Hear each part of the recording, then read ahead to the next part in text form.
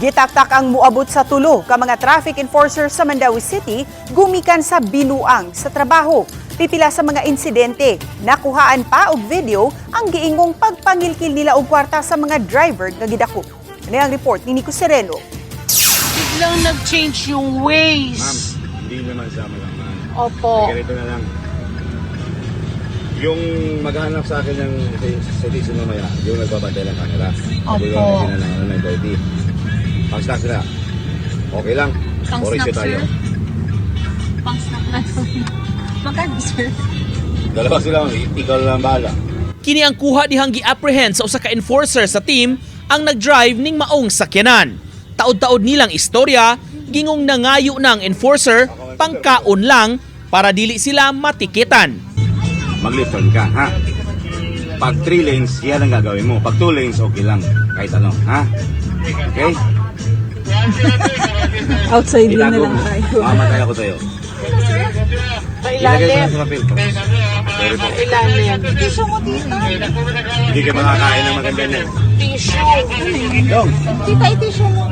Nitunol ang mga sakay sa auto nga nasayrang mga Bicolano ug dili pamilyar dinhi sa lugar.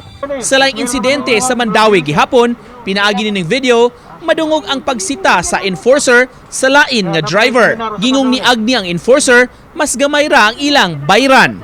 Kinyan yung island na, magkasinabot na ba? Nakadako naman na yun. Rismail naman na yung mukhang violation. Kailan mag-sulit? Ay mo, delivery na mo ba? Kaya napakayo seminaro sa kadlaw ni. Mipadayon sa paghangyo ang driver sa gibungat nga amount. Ang nyo ano O, eh, mau pagsud mo sa dawit ko. Mau pagsud okay. ba? Ang makapalduan ni. Ang opisina. Gusto kang kasit ka. Dito kasihan. Di ka lang. Ako ka Kaya na lang.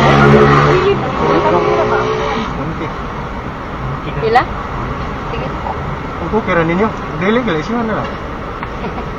Oh, the choice. Kining maong mga insidente lakip sa gidesisyonan karong bag-o sa team ug sa City Hall. Human makadawat og mga reklamo kay napadalhan sila og videos, mihimog investigasyon ang opisina ug gipatubag ang mga enforcers. All three of them admitted man sad sa ilang mga kasaypanan ba. So mao na karon wala na gyud na sila gyud. Gipasalig sa team, imbestigahan ang mga reklamo nga madawat sa mga binuang sa kadalanan. Uban ni Godfrey Relien, Nico Sereno,